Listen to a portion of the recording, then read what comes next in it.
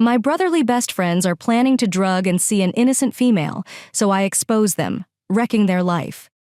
One is now behind prison, and two have been thrown off their football squad. To put it simply, I was a bit shy as a child.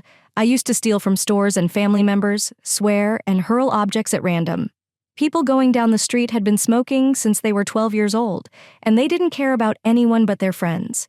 They were my true family, or so I thought. And the five of us would get into trouble every day. My parents, however, have told me in later years that they should have been more effective in disciplining me. We really weren't to fault. I was just a mixed-up child. I used to believe that doing these things made me cool. I can't explain how superior I felt when I made mature folks fearful of me, but it made me feel strong. And power was something I desired when I was younger. I could go on about my misdeeds, but the truth is that I was simply big in the brain. I've made atonement to those I could. But you're not here for self-flagellation. You're coming seeking vengeance. So, long story short, when I was 16, my parents had had enough. Despite all of my tantrums, screaming, and even physical violence toward my father, they chose to enroll me in a difficult youth program. I call it a school, but it was actually a military facility that taught discipline in the most ruthlessly effective methods possible, while also incorporating literacy and numeracy classes. Without getting into too much detail, I will state that this school transformed me. When I was originally dumped on their doorstep, I was angry, belligerent, cocky, and dangerously close to homicide. The men who ran this camp broke me down. I was there for a little over a year. There are no phone calls, no home visits, and no access to the outside world. For a year, I had this camp, and the counselors, these real-life hard-ass men, told me how much of a shit stain I was. By the conclusion of my second summer, I was a changed child. I'd battled, shouted, and had my ass kicked more times than I could count, but I was eventually defeated. These men showed me that genuine men do not act the way I did, and that the route I was on would lead to either jail or death. They were extremely honest, especially Counselor J. By the end of my stay, I felt Jay to be a second father, despite my initial resentment of him for treating me as inferior. He did me a huge service by teaching me how harmful my conduct was, and to this day, I consider him a hero. He was the primary person who determined my readiness to return home. But the backstory is getting extremely long. Let us now go on to the main story. When I came home, I had transformed from an abusive little prick to a relatively civilized young man ready to face my senior year of high school. I was apprehensive to return because I had adapted to the punitive school environment, but I was also excited. I missed my pals and thought they would simply accept me back, despite the fact that I hadn't communicated with any of them in over a year. And to my relief, I was welcomed back with open arms. One of my best friends had changed states since I'd been gone, but the other three were overjoyed to see me. Over the next few weeks, I settled down and did not spend much time with them. Outside of school. My parents were assessing how much I'd matured since returning, and they were putting restrictions on when I could go out, how long I could stay out, where I could go, and so on. I was eager to show them that I wasn't the same jerk who had devastated their life for so many years. So I obeyed the rules. So I only really talked to my pals at school. All of this is relevant to what happened subsequently. I had joined the school football team that my three buddies were on, and one evening after practice, all of my teammates were in the gym, sweaty and dirty, but proud of themselves. I was laughing and chatting with my three best friends so much that I didn't realize we were the last ones in the gym. But that's when the conversation took a terrible turn. One of my buddies, whom I'll refer to as F for short, began telling me about a college party they were all planning on attending, and how they'd been crashing college parties for a few months now because it provided easy access to females and drinks. I was hesitant since I didn't think my parents would consent to let me leave. But then someone began talking about this girl. He intended to invite a female from our school, but not one with whom I believed he had a true relationship. I recognized her but didn't know her. He began to tell my other friends and me that he had been trying to get her into bed for a while. But she kept making excuses, so he intended on getting her to the party and finally smashing when I jokingly asked him, What makes you so confident she will not reject you again? He looked me dead in the eye and spoke nonchalantly.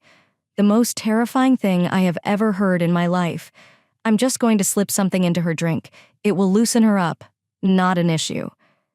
At first, I just chuckled awkwardly, thinking it was some terrible joke, but they weren't laughing with me. I asked him if he was serious. He told me he was weary of her games and knew she was simply playing him, and that the medications would only make things easier. I couldn't believe my ears. I hastily excused myself from the conversation and virtually rushed home, most likely drove through numerous stoplights, although I can't remember. I spent the entire night convincing myself that my pals were simply joking around. After a few more days, the locker room conversation is nearly forgotten. They hadn't stopped talking about the party and insisted that I sneak out and join them. I was dubbed a pussy several times for telling them I wasn't going due of my parents, but I just brushed it off. Then it all comes crashing down during another after-school training session. We all wind up last in the lockers, and F1 accomplishes something I never could have predicted in 1,000 effing years. All three of them have been discussing the party the entire time. Then F1 begins going through his gym bag. He instructs us to look at this and tosses F2 a small bag of pink tablets. Immediately, comma. I feel the blood drain from my face, and a voice in my head screams, "Holy shit, this is actually happening. This is serious. Holy effing *T. It's difficult to put into words how I felt when F1 began detailing how he intended to invite the girl to the party, sneak something into her drink, and spend a few hours in one of the frat boys' beds. I was unwell. I could have spewed everything from my stomach all over the floor as I listened to all three of them boast about how amazing the party was going to be after only outlining how they were going to sell a female. I couldn't handle it. I took off again. I literally puked later that night as I kept thinking about it. What had I just witnessed? I almost did not believe it. These three boys had been my pals for 15 years. I thought of them as my own family. I assumed I knew them better than anyone. However, it is still 1 year away. And this. I will admit that I cried that night. I'm not ashamed to acknowledge this. What I am ashamed of is how long it took me to get a grip and deal with it. I knew I should have told someone, but my loyalties were still messed up. Do not condemn me for that. I know what I should have done. But I was 17, and these were my dearest buddies. I didn't want them to get in trouble. But I also knew I couldn't allow this happen. So, instead of reporting everything I'd heard to an adult like a normal effing person, I chose to handle it all myself. So I went to F1 and told him not to do what he was planning. I told him it was stupid and hazardous, and it would ruin both his life and the life of the girl he intended to drug. He did not even blink. He got in my face and informed me that the school I was assigned to had turned me into a pussycat. He despised how much I had changed and had been attempting to reverse it with F2 and F3. They even informed me that they had been talking about me behind my back and that they meant to give me a turn on the girl once F1 was finished with her, just to show me what I was missing out on. Then he said something that I will never forget. He told me word for word, "I am doing that little bee a favor. She's an effing virgin. And after this celebration, your mother will not be the only one who gets some." I punched him. We fought, and we were both sent home with suspensions. I couldn't believe it. I was fuming. My dearest friend had told me that. My best friend had told me he was going to see an innocent girl at a party, and I was a pussycat for refusing to join in. I was horrified, sick to my core, and done with him. My parents were disappointed that I had been suspended so soon after returning home, but I sat silently as my mother cried and my father raged at me. I realize now that I should have told him, but after what F1 told me, I had this ridiculous idea that I could bring him back on my own. And now for the payback. After a weekend of being grounded, I returned to school and immediately sought out F1. He was just as banged up as I was, but he had a great black eye from where I had punched him in the face. F2 and F3 were standing by him, and they all glared at me as I approached. Then I did something that made me feel unwell. I apologized to him. I apologized for hitting him and acknowledged that he was correct. I had changed, and I despised what that school had done to me. I wished to return to my former self, and, surprise, they all purchased F1. I even hugged it out, and I topped it off by informing them that I would be attending the celebration. Now for my stupid-ass teenage scheme. First, I began recording them anytime we were alone together. I wanted to record everything they said regarding the party and the girl they planned to victimize. I knew I needed proof, or it would be my word against theirs. And after a few days, I had received more than enough. But I wasn't finished. No, my idiotic self had a plan, and I was going to execute it to the utmost. So the next thing I did was find the girl, pull her aside, and explain everything. She felt angry and afraid, but I begged her not to contact the police or notify anyone. I now realize how dumb that was as well. But for some reason she listened to me. I had a plan. A foolish, dumb plot to teach everyone a lesson. So I told her to tell F1 she was going to meet him at the party, but to stay home for her own safety. Later that day, F1 began talking about how the girl had accepted his offer, and everything was going as planned. And I sat there, phone halfway out of my pocket, capturing the entire incident. So the night of the party arrives, and I slip out since, I'm grounded. I think it's important noting that I didn't feel vindicated or self-righteous throughout the night. I was questioning myself. I had my suspicions, but I also felt deceived. These 3 lads had been my brothers since before I could throw a punch, and I felt betrayed that they had chosen this path. What fueled my imagination even more was the thought that I could have been like them if my parents hadn't sent me away.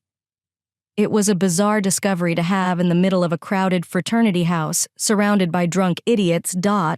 But you accept whatever life throws at you. As the night progresses, F1 becomes increasingly angry that the female he invited has not turned up. I'd made it a point to keep him in my sights throughout the night, not wanting him to decide that any old lady would suffice if he couldn't have the one he desired. I kept an eye on everyone, observing as they drank and drank while I remained as calm as possible with some water and a beer can. When midnight arrived, all 3 of them were plastered, and I was confident that all of the girls at the party would be secure. By this point, the audience had thinned out, and a few folks who couldn't keep their drinks had passed out throughout the house. And now, it was my moment to shine. While all 3 of them were playing a drinking game, I looked for an F1 bag and found a bag of small pink tablets. Here's where I did something I'm not really proud of, but I'll tell you anyway. I slipped 1 drug into 3 beers, gave them to my friends, and then waited. It didn't take long for all 3 to pass out on the floor, along with several other partygoers. I then took a black permanent marker pen from my purse and wrote, "Pissed," on all 3 of their foreheads, snapped pictures, and quickly uploaded them to our school's Facebook page, so everyone who went to our school would see. Admittedly, I didn't give this much thought, because I not only did it in front of every other cognizant person at the party, but I also knew the images wouldn't remain long on the school grounds before being removed. Because it was a tiny school in a small town, I was confident that a large number of people would see it before a teacher erased the images. That's exactly what I wanted. Then came the recordings. When I returned home, my parents verbally abused me for sneaking out, but they stopped when I explained what had happened. They were both stunned and skeptical, but when I showed them the recordings I had saved on my phone, they were just as surprised as I was. I remained mute in the car as my father drove me to the police station, giving me a lecture about how I should have come to him in the first place. And what I did during the party was unnecessary, but I believed it was. At the time, my phone was already flooded with comments from other students on photos of my 3 ex-friends with rapists scrawled on their foreheads. While many people laughed at them, others questioned whether they were telling the truth. It was exactly what I desired. I wanted everyone to know who they truly were, so they would have nowhere to hide.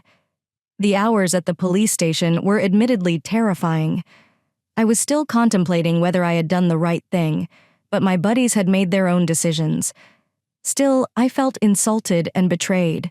They allowed themselves to become this way, and while I felt a bit guilty about potentially damaging their future, I did what I believed was necessary. And, long story short, the recordings were sufficient to charge them all with conspiracy to commit a crime. Since the girl F1 had planted a drug had been identified, her parents were understandably outraged and asked that all 3 of my ex-friends be arrested. I would have been too if the girl had not informed her parents and the courts that I had cautioned her to avoid F1 in the party. I was charged with both illicit substance usage and battery after admitting to using the pills on my 3X-friends. Since the permanent marker was considered a form of assault, I was fortunate not to face jail time. I did, however, complete a significant amount of community service. In the instance of attempted Sandy, all 3 were tried as adults, but only one received actual jail time because he obtained the pills and admitted to trying to use them. The other 2 received probation and community service for being accessories, but were absolutely shunned in our town. Nobody ever lets them forget. I was braced for the retaliation, expecting to be jumped by them or something. But curiously, I believe witnessing F1 go to jail for what he did made the 2 of them wiser, and they were able to attend college without football scholarships after being kicked from the team. They never came near me again, which startled me, but I was no longer concerned.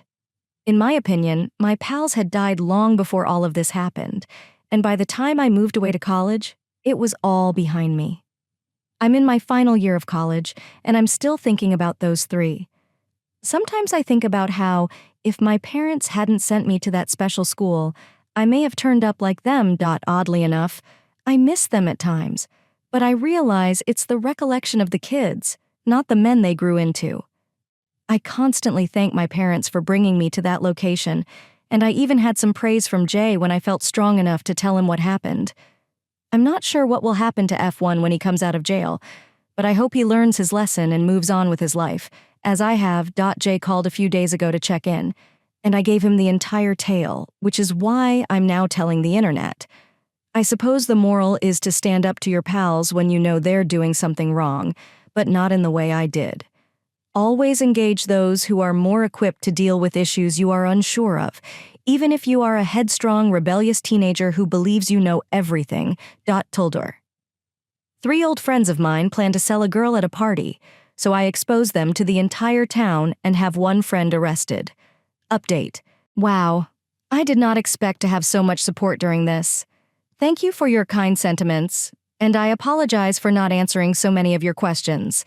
But school has been difficult, so I'll try to answer as many as I can. 1 for everyone who has asked if the girl in the story and I became friends. Unfortunately, no. We talked a lot during and after the court case, but we never really became friends.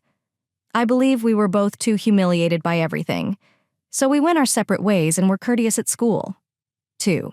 For anyone wondering why I sound British, all I can say is, wow. I am used to people picking up on it in person, but not in paper. Some of you must be secretly brilliant. My father is British. His entire family lives there, and we visit frequently, and his family is about as British as they get, and a bit of extra information. I was born in Britain. Although I was born 6 weeks prematurely, I was reared in America. 3. To everyone who has asked about Jay. Well, he's a fantastic man who has been through a lot. He lost his kid to drugs, which is why I believe he made it his mission to watch out for boys like me, so that no other parent has to go through what he has. His reaction to what transpired was to basically call me an idiot for all of my antics. But he was proud. I did not forget everything I had learned the instant I arrived home. He's also expressed an interest in having me speak at the school next summer to inform some of the new boys about how horrible things can get if you refuse to modify your lifestyle. If I ever hit it big, I'll make a large donation to the school for everyone who asks where this happened. For the sake of everyone's privacy, including mine, I'll have to keep that hidden. All I can say is that it was a small town with a small population, which is presumably why the story was not widely publicized. But I'm paranoid, so it'll have to stay a mystery. 5 to everyone who suggested I find my friend who had moved before I returned home. Well, I'm on the fence about that. Call me a coward, but I think I'd rather remember him as a childhood friend than have all of my memories contaminated like everyone else. S. If I looked, I might not like what I found. And while it is possible that he changed after being removed from such a toxic environment, I am not sure. I suppose I would rather live with the ambiguity. 6. For obvious reasons, I can't really answer the question of what I would have done in this circumstance. If I hadn't attended that institution, I like to think I would have stood up to them regardless. but my mind was pretty twisted back then, so I'd rather not think about it. 7. For anyone wondering what I'm doing now, I'm studying aerospace engineering. I adore aviation, and as part of my training, I've had the opportunity to see the underbelly of both planes and other aircraft that have flown in space. I don't want to seem like a dork, but watching all of those components put together and knowing how it all works, what everything is named, and how to identify everything is just spectacular. I just hope I complete the course with a good enough mark to pursue a career in it. Please let me know if you have any other questions. Please feel free to ask me. I don't have much spare time, so responses may be delayed, but feel free to ask again. Thank you to everyone for your warm thoughts and for the surprising lack of people addressing me as RC. I appreciate it. Second story. My daughter's affluent mother, who abandoned us and has now given up her parents, has returned after 16 years, demanding a relationship with me and my daughter and actively flirting with me. I met Vanessa when I was 15. It was simply a random night out. Really? I did not know her and she did not know me. We both got intoxicated, made love with each other, and stayed together the remainder of the night. It seems foolish now, but I was in love for the first time, and I truly believed this meant something. We swapped numbers, and over the next few months, we went on dates and slept together several times. Vanessa is from a well-off family, not crazy affluent, but nonetheless very wealthy. I had no idea about any of this until she contacted and asked to speak with me. Part of the conversation included Mom divulging this knowledge, which overwhelmed me at the age of 15, because my own family was borderline middle class at best, and my sisters and I worked part-time jobs whenever possible to help out. The other factor was that she was 2 weeks away from being 2 months pregnant. How? I mean, in the typical way. Yes, comma. However, we utilize protection in both my condoms and her birth control pills. I was effing afraid. I was 15 years old, my older girlfriend was pregnant, and her parents were threatening to murder me if they found out before mine did. This is basically what was going through my mind. She declared she wanted to keep the baby, which made me thrilled, despite the consequences for our lives. I mean, this had to indicate we'd be together for a long time, right? She didn't notify her parents about the pregnancy, but rather kept it a secret. It helped that she already had her own house and didn't see them very often until it became impossible to keep a secret. They were not pleased with it. They were even more dissatisfied when they discovered who was the father. They were concerned about more than simply the fact that I was younger than her. Here, the age of consent is 14. It was also the fact that I came from a lesser socioeconomic background than them. As I already stated, we were not very destitute, and there was always food on the table. But luxury weren't really an option for us unless my sisters or I made extra money doing side tasks for them. By the time they realized that stopping the pregnancy was not an option, our relationship was ended. She had to pick between me and her family because she relied solely on their support. Maybe I shouldn't have been startled, but I was young, ignorant, and in love. She chose those that I could grasp. When I was a little older, it wasn't her parents that told her she needed to give up the child. Vanessa did it entirely on her own. Basically, just after she gave birth. I was invited to their home and later asked if I wanted custody of our daughter. If not, she would place her up for adoption. Her parents didn't care. They didn't want anything to do with their grandchild. I honestly don't see how someone could be so cold and disconnected. It wasn't really an option for me. I didn't care that I was just 16 at the time or that my family didn't have much money to spare. This was my child. No way in hell would I put her up for adoption. Vanessa signed over all rights to me and arranged for ongoing child support with her parents, and that was all. I'm not going to bore you with the minutiae of my life as a young single mom who still had school to finish. That is not important. To put it simply, my family, both immediate and extended, was extremely helpful, and I don't believe I could have done it without them. Many of them are still close to us today, and their children get along well with my daughter.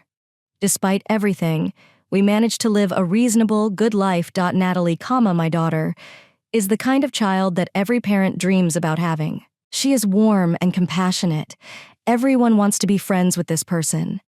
She takes her schooling extremely seriously. I rarely had to ground her or discipline her in any other way. My daughter's ability to communicate with me is one of my favorite aspects. I know that seems foolish, but she comes to me and honestly talks about any problems she is having at the time. She opens up to me to a certain extent, and I can't express how grateful I am that my daughter trusts me so much. Vanessa contacted my family 3 months ago, not my kid or myself, but my parents and sisters. My sisters are very protective of me and their niece, so they had some not-so-polite remarks to say to her. Vanessa informed them she wanted to contact me. She already had some contact information, but Natalie and I were not in the nation for summer vacation, so this was her only option at the time. My family gave us some breathing room when we returned before informing us that Vanessa had contacted them. Natalie now knows about my history with her mother because she asked, and I told her the truth. I mean, she definitely understood her mother wasn't with us from a young age, but she didn't ask me about the facts until 2 years ago. She shocked me with how maturely she handled the situation, shrugging it off, accepting her loss, and moving on. When Vanessa contacted me, she inquired about Natalie, and I advised her that if she wanted to speak with her, she should do it through her rather than me. Given Natalie's age, she can make her own decision. I have to express how much I adore my daughter and how thoughtful she can be before meeting her mother. She genuinely came to me to discuss it and see whether I was comfortable with it. To be honest, I do not have an opinion on the subject. Natalie can establish a relationship with her mother if she so desires. I have no reason to prevent my daughter from being happy. Natalie eventually met her mother, but over the last month, she has begun to reduce the amount of time she spends with her when it appears that her mother is bothering her. I asked Natalie what was going on. She informed me she didn't feel any connection to her mother and had agreed to meet her in the first place, just out of curiosity. Natalie has no want or need to have Vanessa in her life, and she has told me that she cannot even think of her as a mother or a mother figure. That honor belongs to her aunts. She told my sisters about it last Sunday, after a family brunch. Needless to say, my sisters gushed and became very emotional afterwards. Everyone was. It was a beautiful day. All in all, sorry for dragging this out so much. I simply wanted to give you some background information before I get into the issue mentioned in the headline. But Vanessa, I believe she began to realize that she couldn't simply have a close relationship with Natalie. Not right now, at least. So she stopped asking her to come visit her as frequently. Who knows? Maybe Natalie will have built a bond with her. Perhaps she will not. Following this, it appears like she moved her attention from Natalie to me. Granted, we spoke briefly when she originally contacted us. Not too much. Just a basic talk. But I'm not interested in what her life has been or is like, so long as it doesn't bother my daughters. Her parents are still alive, but they haven't contacted their grandchild or me. She is not married. However, this has never happened. She was engaged to someone several years ago, recently. It appears like she is attempting to determine whether I find her appealing. We meet occasionally because she wants to know about Natalie's childhood, see pictures of it, and so on. Fine. I bring the items with me, but she constantly wants to sit too near, touch me casually, or remark about a piece of clothing she is wearing while highlighting her different body parts, including her cleavage, exposed legs, and neck. It seems like she's looking for compliments. I'd like to tell her not to worry, that she's gorgeous, and that it looks wonderful on her, but I'm just not engaging. It's getting to the point where even Natalie understands what's going on. As her mother inquired if I was involved with anyone before dating, my life is pretty much non-existent. When I was younger, I did my best to care for my daughter. That meant she was more important than anything or anyone in my life. Did I still have sex? Well, here and there.